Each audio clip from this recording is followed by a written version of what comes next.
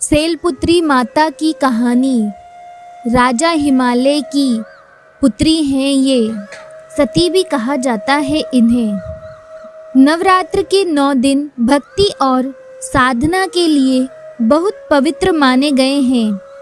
इसके पहले दिन शैलपुत्री की पूजा की जाती है। शैलपुत्री हिमालय की पुत्री है। हिमालय पर्वतों का राजा है। वह अडिग है, उसे कोई हिला नहीं सकता।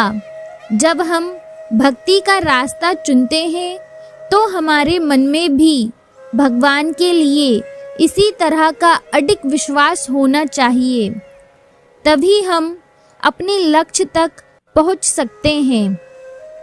यही कारण है कि नवरात्र के पहले दिन शैलपुत्री की पूजा की जाती है। माँ शैलपुत्री की कहानी। माँ शैलपुत्री सती के नाम से भी जानी जाती है। इनकी कहानी इस प्रकार है। एक बार राजा प्रजापति दक्ष ने यज्ञ करवाने का फैसला किया। इसके लिए उन्होंने सभी देवी देवताओं को आमंत्रण किया, लेकिन भगवान शिव को नहीं। देवी सती भलीभांति जानती थी कि उनके पास निमंत्रण आएगा, लेकिन ऐसा नहीं हुआ। वो उस यज्ञ में जाने के लिए बेचैन थी, लेकिन भगवान शिव ने मना कर दिया। उन्होंने कहा कि यज्ञ में जाने के लिए उनके पास कोई भी निमंत्रण नहीं आया है और इसलिए वहां जाना उचित नहीं है।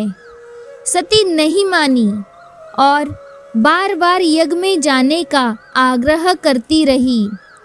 सती के ना मानने की वजह से शिव को उनकी बात माननी पड़ी और अनुमति दे दी।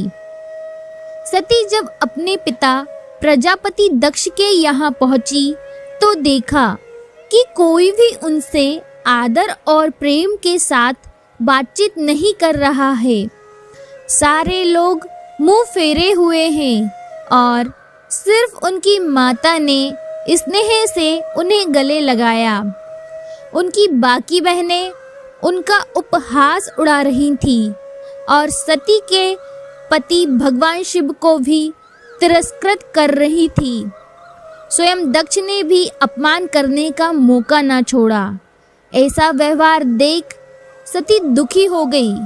अपना और अपने पति का अपमान उनसे सहन ना हुआ और फिर अगले ही पल उन्होंने वो कदम उठाया जिसकी कल्पना स्वयं दक्ष ने भी नहीं की होगी।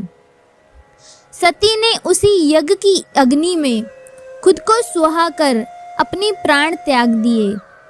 भगवान शिव को जैसे ही इसके बारे में पता चला तो वो दुखी हो गए।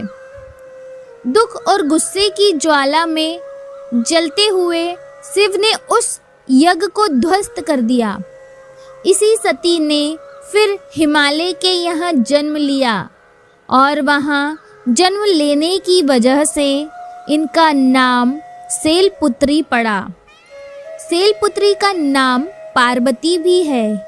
इनका विवाह भी भगवान शिव से हुआ। माँ शैलपुत्री का वास काशी नगरी वाराणसी में माना जाता है।